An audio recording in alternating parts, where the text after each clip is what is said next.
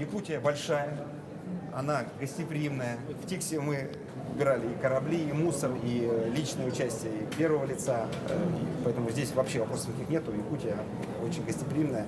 В этом году в Тикси установили рекорд всего. За одну неделю собрали почти 800 тонн металлолома, наследия советских времен. Для сравнения, это вес 30 груженных фур или 28 танкерных контейнеров. Мусор собрали силами 70 человек, волонтеров, местных жителей. Была расчищена бухта поселка и берег залива Булункан. В Тикси это фактически, наверное, единственный из регионов, где мы смогли показать полный цикл.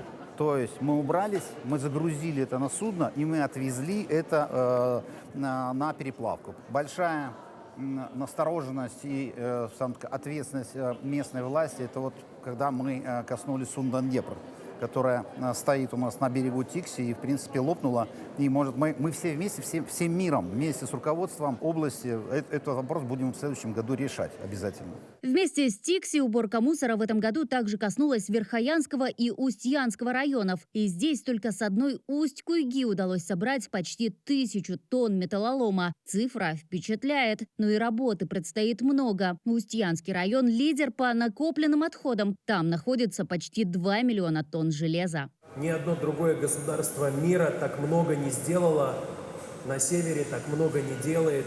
И те масштабные проекты, которые сегодня реализуются, самое важное в этом проекте то, что он волонтерский, он добровольческий.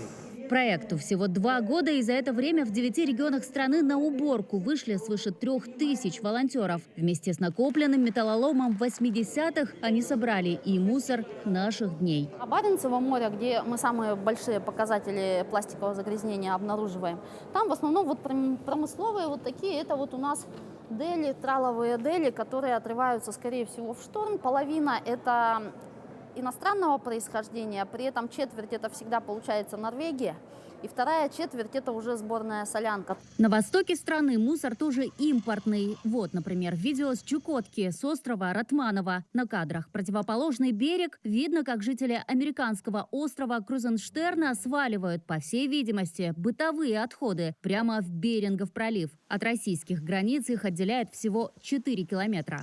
Течением прибивает, особенно это касается пластика, другого мусора.